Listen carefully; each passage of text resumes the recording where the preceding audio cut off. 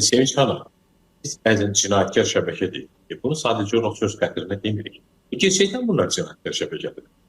Yəni biri var şəbəkə olsun, müəyyən ideoloji, nə bilim siyasi, nə bilim ki, kəşfiyyat xarakterli olsun, ola bilər. Yəni aydın məsələdir ki, əksər dövlətlərinin, böyük dövlətlərinin dünyanın hər yerində bir kəşfiyyat şəbəkəsi var, qururlar. Orada bir xəfiyyə sistemi qururlar. Nə bilim bir ticarət şəbəkəsi qururlar. Lap siyasi partiyaların içərisində bir onların uzantıları olur, planları olur.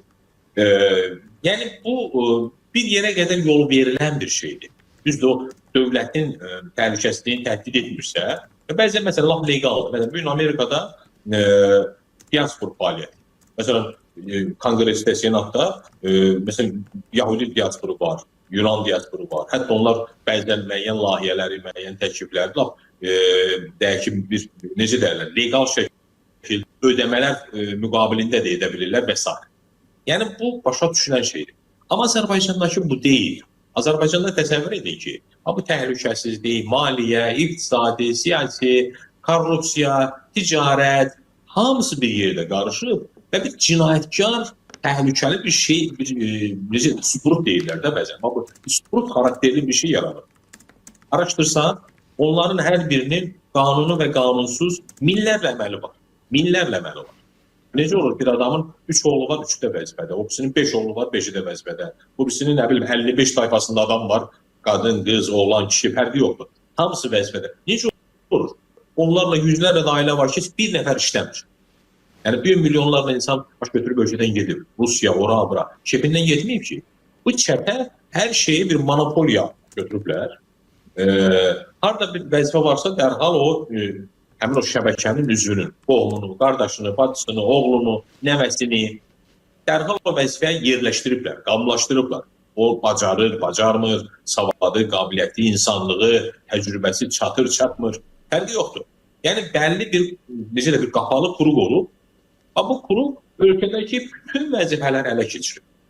Və ondan sonra bu vəzifəni də nə üçün bunlar ələ keçiriblər? Məqsədləri gəlib xalqa xidmət eləmək deyil ki, gedib vicdanla çalışmaq, alın təri tökmək, gözəl işlər görmək, xalqa rifah vermək deyil. Əksinə, həmin resurslardan istifadə edərək varlanmaq və bu proses lazım gələndə qanunsuzluqlarla müşahidə olunub, lazım gələndə cinayət əməli ilə müşahidə olunub, insanların başqalarının torpaqlarını alıblar, mülklərini alıblar, əmlaklarını alıblar, yeri düşəndə nə bilim, həyatlarını, canlarını alıblar. Bu, ona görə də mən hesab edirəm ki, yəni biz hər birimiz bunu özlərimizdə hiss edirik, az və ya çox. İndi bəzən o çətinlik də, nə bilim, o uzun müddət bir şey var, o ilan vuranlar var, ilan tutanlar, onlar o qədər ilan vurur, sonra növbəti dəfə vuranda onu hiss eləmir. Çünki artıq bədən immunitet yaranır. Bu şəbəkə, bu xalqa o qədər zərər vurur ki, artıq xalq bu şeylərə normal baxır. Siz də, biz də hamımız normal baxırıq ki, elə belə olmalıdır.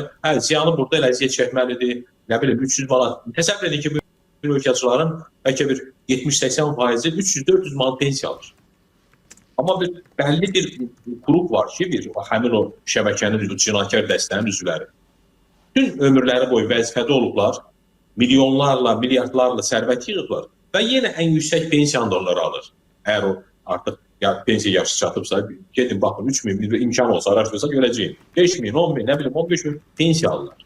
Ancaq ki, ömrü boyu əziyyət çəkən, çətinliklə yaşayan müəllim, həkim, nə bilim, mühəndis, kəndçi, şəhərli dəxili yoxdur. 300-400 manat alır. Məsələn, mən tanıdığım adamlar var.